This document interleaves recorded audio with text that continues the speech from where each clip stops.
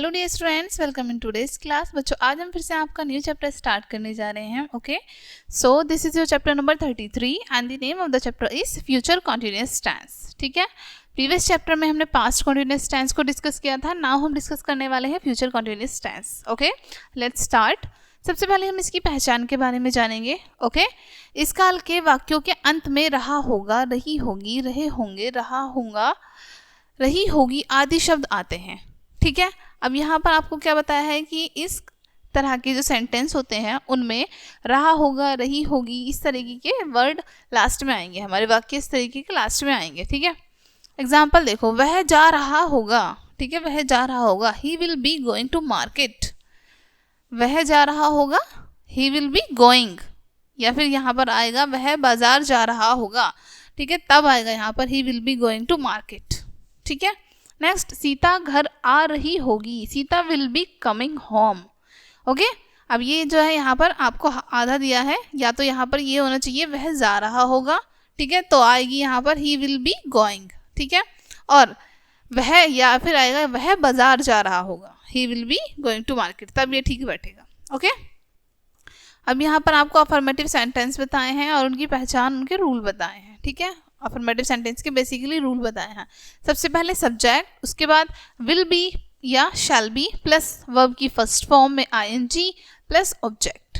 Okay, example देखो, हम तब क्रिकेट खेल रहे होंगे, हम तब क्रिकेट खेल रहे होंगे।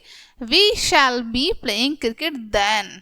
ठीक है, वी के साथ हम यूज करेंगे शैल का, आई और वी के साथ हम यूज करेंगे शैल का, बाकी अदर सभी के साथ हम यूज करेंगे विल का। ओके, वह घर जा रहा होगा, he will be going home. Okay, यानी कि हम आगे की बातों के बारे में डिस्कस करते हैं। ठीक है, रही होगी, रहा होगा, इस तरीके से। अब यहाँ पर आपको ट्रांसलेट करना है इंग्लिश में एक्सरसाइज, यहाँ पर ये हिंदी में ट्रांसलेट करनी है। ओके, नेगेटिव सेंटेंस देखते हैं। पहचान इसकी, इन वाक्यों में नहीं का प्रयोग होता है। नेगेटिव सेंटेंस में नोट का यूज होता है। ओके, रूल क्या होता है, subject plus will shall plus not plus be. ठीक है, हमने अफर्मेटिव सेंटेंस में देखा था will be shall be, but हमारा नेगेटिव सेंटेंस में पहले विल, फिर नॉट, विल या शैल के बाद नॉट, उसके बाद हमारा बी। ठीक है, देन वर्ब की first form plus ING plus object. ठीक है, एग्जाम्पल देखो, वह आज नहीं खेल रही होगी, she will not be playing today. ठीक है, वह आज नहीं खेल रही होगी, she will not be playing today. Rakesh school नहीं जा रहा होगा, Rakesh will not be going to school. ठीक है, सब्जेक्ट के अकॉर्डिंग हमने विल लगाया है। ठीक है, राकेश सिंगुलर है इसलिए हमने विल यूज किया है। ओके, राकेश विल, उसके बाद नॉट, उसके बाद बी गोइंग टू स्कूल, हमारा ऑब्जेक्ट। ठीक है, यहाँ पर आपको एक्सरसाइज दी है, ये आप ट्रांसलेट करेंगे। ओके, देन है हमारा इंटरोगेटिव सेंटेंस। पहचान देखते हैं इसकी, ऐसे वाक्यों में प्रश्नसूचक चिन्ह का प्रयोग किया जाता है। ठीक है, इंटरोगेटिव सेंटेंस में क्वेश्चन मार्क लगाया जाता है क्योंकि इनमें क्वेश्चन पूछे जाते हैं। ठीक है, प्रश्न पूछे जाते हैं। They are of two types, ये दो प्रकार के होते हैं। ठीक है, फर्स्ट, यदि प्रश्नवाचक शब्द बीच में हो तो। ठीक है, आपको यहाँ पर क्या बताया है, यदि प्रश्नवाचक शब्द हमारा बीच में हो तब क्या होगा। ओके, यहाँ पर आपको रूल दूसरा दे रखा है और ऊपर बता दूसरा रखा है। अब यहाँ पर रूल रूल दे रखा है यहाँ पर, अगर प्रश्नवाचक शब्द हमारा शुरू में हो तो उसके अकॉर्डिंग। ठीक है, जब हमारा प्रश्नवाचक शब्द कब हो, शुरू में हो। ठीक है, शुरू में, तब हम इसको यूज करेंगे, शुरू में प्रश्नवाचक शब्द हो तो।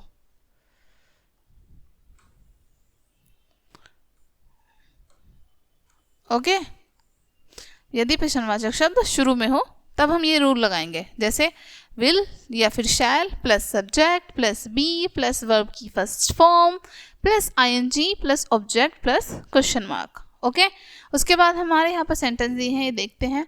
क्या वो आ रहे होंगे, will they be coming.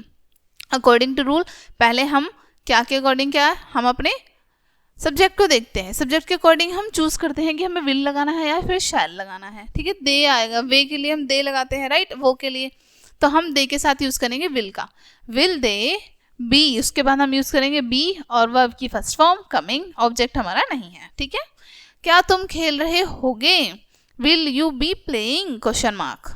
Okay, अब यहाँ पर यदि प्रश्नवाचक शब्द बीच में हो तो, ठीक है, यहाँ पर ठीक है बीच में हो तो question word plus will be या फिर shall be plus subject plus verb की फर्स्ट फॉर्म प्लस आईएनजी, ठीक है, वर्ब की फर्स्ट फॉर्म में ING plus object plus question mark. ठीक है, अब देखो यहाँ पर सेंटेंस दिए हैं, प्रवीण कहाँ जा रहा होगा, where will Pravin be going question mark. Ramesh को कौन बुला रहा होगा, who will be calling Ramesh question mark. ठीक है, इस तरीके से ये आपको कंप्लीट करने हैं, एक्सरसाइज आप कंप्लीट करेंगे।